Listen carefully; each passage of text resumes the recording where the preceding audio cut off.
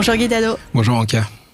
On s'est arrêté dans notre précédente discussion sur cette application que tu as souhaité créer, qui finalement n'est pas sortie, mais qui a aussi donné un nouvel élan à ta carrière et puis une nouvelle direction. Aujourd'hui, tu travailles chez Pfizer. Déjà, à quel poste et comment s'est construit ton poste et comment tu vois l'IA dans l'industrie pharmaceutique ? Alors effectivement, le fait de m'intéresser aux nouvelles technologies, à l'informatique, à l'IA principalement, m'a permis aujourd'hui d'occuper le poste et me permet d'occuper le poste de GenAI Medical Content Lead. Ce qui fait que, en fait, en français, on va dire que je m'occupe des contenus qui sont générés par l'IA pour les affaires médicales. Et donc, comment s'est construit ce poste ? En fait, donc j'occupe le poste depuis 2024. C'est vraiment un tout nouveau poste au sein de Pfizer. Toute nouvelle équipe qui a été générée et dont l'objectif en fait était de se dédier à la création des contenus, à la fois les articles mais aussi les présentations PowerPoint qui peuvent être utilisées par nos collègues des affaires médicales sur le terrain. Et la pertinence du coup de ma présence à ce poste-là vient du fait que j'ai 7 ans d'expérience sur le terrain en tant que MSL, j'ai aussi une expérience siège et donc cette vision plus l'IA faisait que j'étais un candidat idéal pour pouvoir occuper ce poste. Et notre équipe est assez riche et assez variée. On a des profils dev, des profils de rédacteurs justement. Et voilà, très nouveau, mais voilà, c'est quelque chose qu'on a su prendre à bras le corps et pour créer ce poste. C'est intéressant, c'est ce que tu dis sur les profils et c'est peut-être aussi une façon d'introduire le sujet de l'IA générative dans la pharma, c'est la constitution même des équipes qui évoluent. Tu dis que tu as dans ton équipe des rédacteurs, des développeurs, comment ça se matérialise ? Alors là, c'est vrai que c'est assez innovant, même nous au final, on expérimente beaucoup, on essaie de voir. Et là où je pense qu'il y a une vraie intelligence aussi de construction d'équipe, c'est qu'on nous a mis aussi par binôme, par exemple. On fonctionne beaucoup en binôme et même des fois on va au-delà du simple binôme qu'on peut constituer. Je travaille beaucoup avec un rédacteur médical qui a au moins 20 ans d'expérience, qui pour le coup lui n'est pas très expert en IA, mais la combinaison de nos deux expertises fait que c'est parfait parce que moi je n'ai aucune expertise en affaires médicales. J'ai dû faire un stage il y a bien des années, il y a plus de 10 ans en rédaction médicale, pardon. Et donc lui il a une expérience en rédaction médicale et donc du coup voilà, ça faisait qu'on était très complémentaires. Mais c'est très particulier parce que par exemple, même si j'étais pas en binôme avec le dev de notre équipe, j'interagissais beaucoup avec lui pour par exemple faire des preuves de concept. Aujourd'hui avec tout ce qui est outils comme Cursor ou des outils d'aide à la programmation, ça devient très facile de pouvoir créer des outils qui nous permettent derrière de pouvoir les rendre disponibles en interne. Et avec ce collègue-là, on échangeait beaucoup parce que je faisais des sites web ou autres dédiés sur la création de contenu. Et lui, ça lui permettait de me dire justement ce qui était disponible comme manière de structurer une base de données, sur quel langage plutôt utiliser, parce qu'en externe, on va plutôt avoir des langages ou des API ou des frameworks auxquels on n'a pas forcément accès en interne. Et cette vision, en fait, ça a complété non seulement ma formation, ne serait-ce qu'en termes de dev, et lui, ça lui complétait aussi sa vision des affaires médicales. Donc, en fait, ça s'est fait vraiment progressivement. D'abord, on donne un cadre. Vous êtes par binôme et après, en fonction de notre façon d'expérimenter, on va un peu plus loin pour pouvoir proposer des solutions en interne. Donc ça s'est fait de manière assez naturelle au final et à tâtons surtout. Et là, du poste que tu occupes aujourd'hui, comment tu vois l'arrivée de ces outils dans la pharma, de manière générale de l'IA, sur le domaine de la recherche clinique, peut-être sur d'autres domaines aussi ? Alors, ce qui est intéressant aussi à savoir, c'est que l'IA n'est pas nouvelle en fait dans l'industrie pharma. C'est quelque chose qui est assez établi dans certaines industries pharma. Nous, ça fait quasiment plus de 10 ans qu'on exploite l'intelligence artificielle. Mais avec l'arrivée de ChatGPT et d'OpenAI surtout et de tous leurs concurrents, on voit clairement cette volonté des entreprises à vouloir absorber rapidement cette technologie-là dans principalement 2 buts. Gagner du temps sans perdre en qualité, mais c'est surtout gagner du temps et réduire les coûts principalement, ce qui est un peu le nerf de la guerre de toute entreprise. Quand on voit le cycle de développement d'un traitement, il faut quasiment 10 ans, en tout cas à partir de la recherche clinique, pour qu'un traitement, de la recherche fondamentale jusqu'à la demande d'autorisation de mise sur le marché, on est sur 10 ans, sachant que le brevet est déjà bien en partie consommé, bien entamé. Donc le temps a vraiment une notion fondamentale. Et donc au final, dans l'utilisation de l'IA, peut-être de manière un peu plus globale, je dirais qu'elle était quand même assez établi, assez accéléré, parce que tous ces départements qui travaillaient dans l'ombre sont tout soudain vu mettre en fait en lumière. Et même moi, j'ai pu par la suite collaborer davantage avec des équipes au sein de Pfizer qui étaient vraiment dédiées à l'IA sur les phases de recherche clinique fondamentale ou surtout de recherche clinique. Et donc, ce que en fait l'IA génératif a ajouté, c'est cette capacité à aller plus vite sur les phase de finition, j'ai envie de dire, surtout la partie rédaction en fait et création de tout ce qui est contenu. Donc au final, ça s'est rajouté à un écosystème qui existait déjà, qui se structure encore. Mine de rien, on essaie toujours d'améliorer, d'optimiser l'organisation des choses, mais voilà, on part quand même d'un écosystème qui existe bien et qui est bien assez établi aussi au regard de la recherche et du développement avec l'IA. Et là, tu parles du fait que ça peut faire gagner beaucoup de temps. Est-ce que ça, c'est des choses que vous mesurez ? Tu as à peu près une idée de ce que ça représente ? Oui, de façon expérimentale, par exemple, sur la création de slides ou de ce type de contenu qui est extrêmement coûteux. Il faut vraiment savoir que pour une industrie, faire du contenu à destination des professionnels de santé, ça coûte beaucoup, beaucoup d'argent. On a pu, de façon expérimentale, voir que ça nous prendrait moins 70% du temps à le faire, mais de façon expérimentale. Après, dès qu'on est en vie réelle, bien sûr, ce chiffre-là est pas aussi impressionnant. On est plutôt aux alentours d'un gain de 30% du temps, ce qui est quand même déjà assez considérable. Ce sont plutôt les objectifs, je pense, que la plupart des industries essaient de se fixer pour ne pas avoir des objectifs trop ambitieux. Mais ça s'explique en fait souvent par cette capacité à absorber par les équipes en fait ces technologies-là. On va avoir différents niveaux d'adaptation à ces outils. Au début, je pense qu'on était beaucoup limité aussi par ce prompt engineering. Au début, cette capacité à créer du prompt qui est un peu moins vrai aujourd'hui. Mais la réduction du temps, je pense qu'on peut aller jusqu'à moins 70%. Mais le fait il y a une nécessité d'absorption, d'adaptation aussi des équipes, on est plutôt aux alentours de 30% en général. Et ces gains de temps, tu les vois sur la création du contenu en lui-même, sur sa validation, sur c'est quelles étapes de la chaîne que tu optimises ? C'est la création. Et ça, c'est une question très importante parce que c'est surtout la création. Et ce qu'il ne faut surtout pas oublier, c'est que l'humain reste quand même assez central dans la chaîne. Et donc, en fait, on est toujours sur la logique de premier draft, de réduire le temps de rédaction d'un premier draft. Et une fois qu'on a ce draft-là, l'IA n'est pas parfaite. Parce que, en tout cas à l'époque et au début quand on utilisait beaucoup l'outil, maintenant on a de nouvelles solutions dont on pourra parler plus tard, qui permettent d'optimiser la qualité de l'output d'un LLM.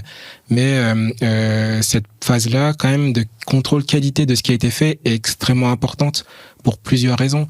La première, c'est que quand une IA génère, et pendant longtemps, quand on utilisait ChatGPT ou les concurrents, on avait la problématique du sourcing en fait de l'information. Quand on a une info, d'où est-ce qu'elle vient ? Et en science, rien n'est plus capital que de sourcer une information qu'on produit.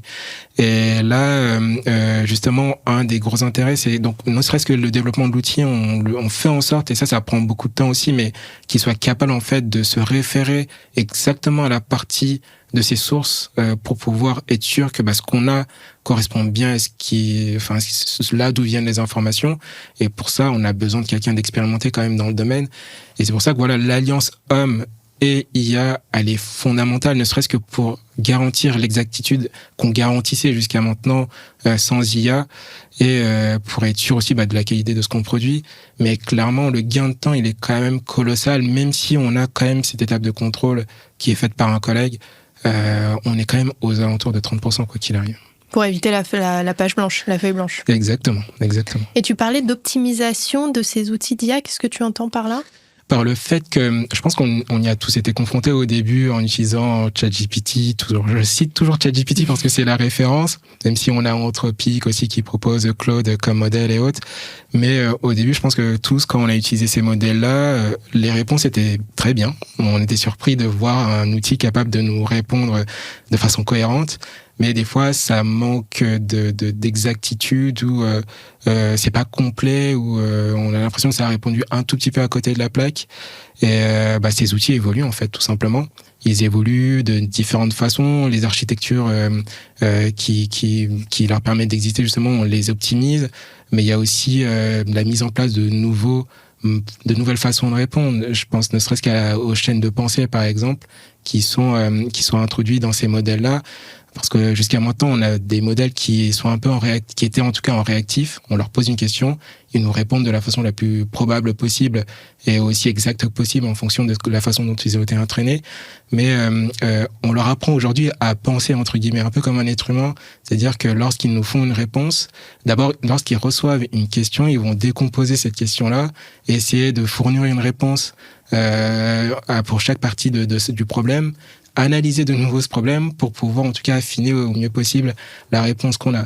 Et on a de plus en plus de modèles qui sont bien plus performants, ne serait-ce que par rapport à cela.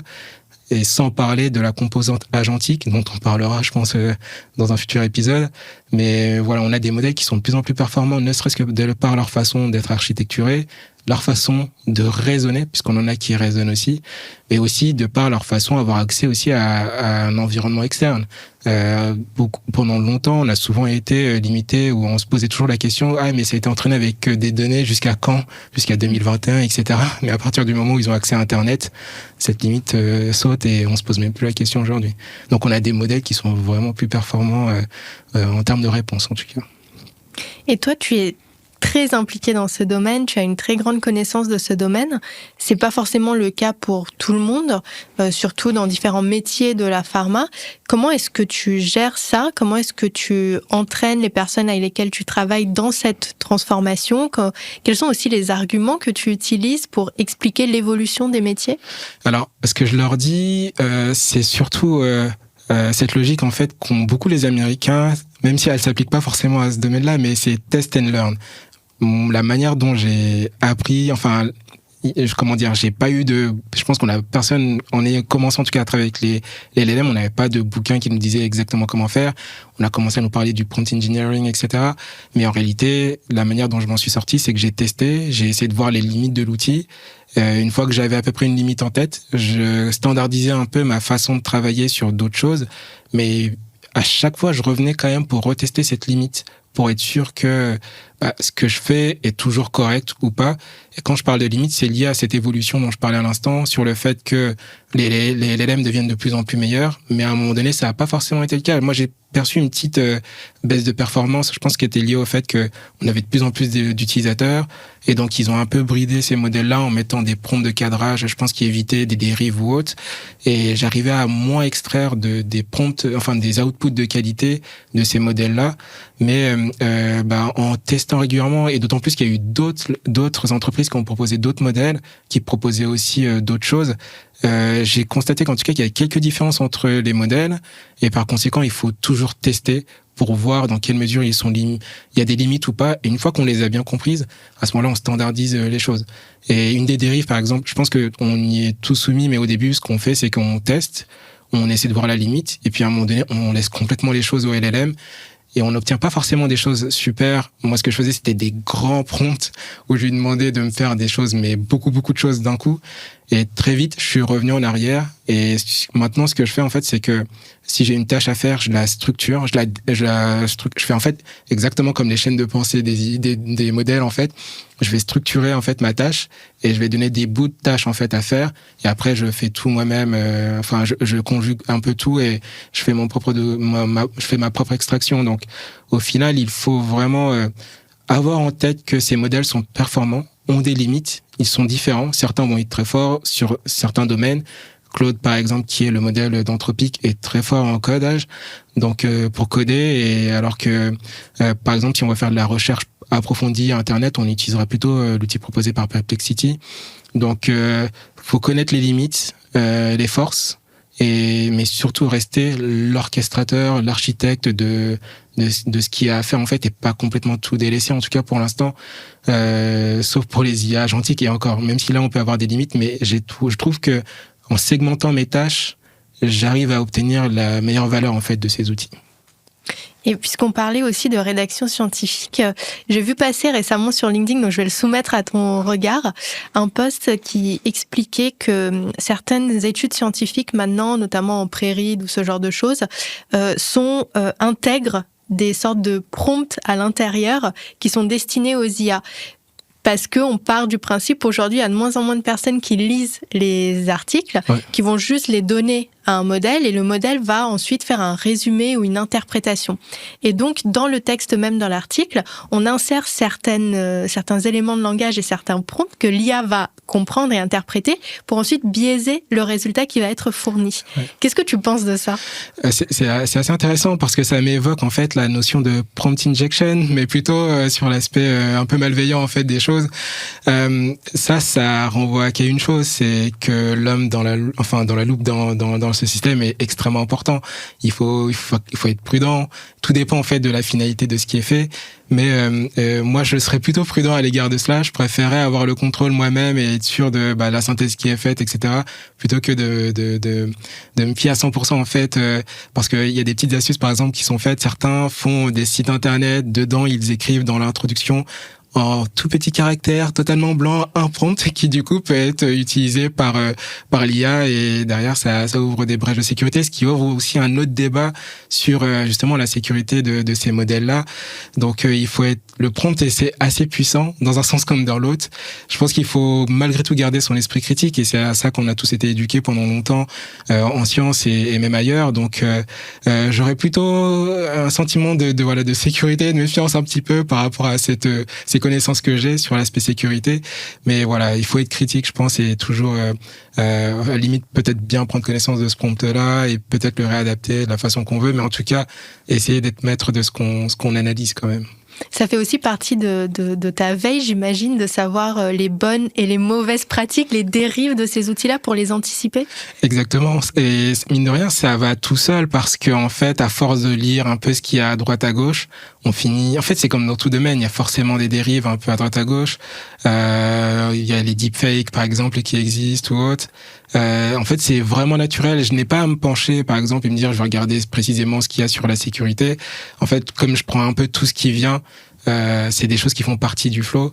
Et donc, oui, c'est assez naturel quand même de pouvoir se renseigner là-dessus. Et c'est quand même assez fascinant parce que ça permet aussi de voir d'autres façons aussi de travailler avec ces modèles-là. Parce que quand on voit quelques dérives, ça nous permet aussi de patcher aussi, nous plutôt en interne, et de se dire sur quoi on ne va pas, sur quoi il faut être prudent. Et puis, à côté de ça, on voit aussi ce qu'il est possible de faire. Quelquefois, la dérive permet aussi d'être innovant, étonnamment. Donc là, ça peut l'être quelquefois. Merci beaucoup, Guidado. Merci, Anka.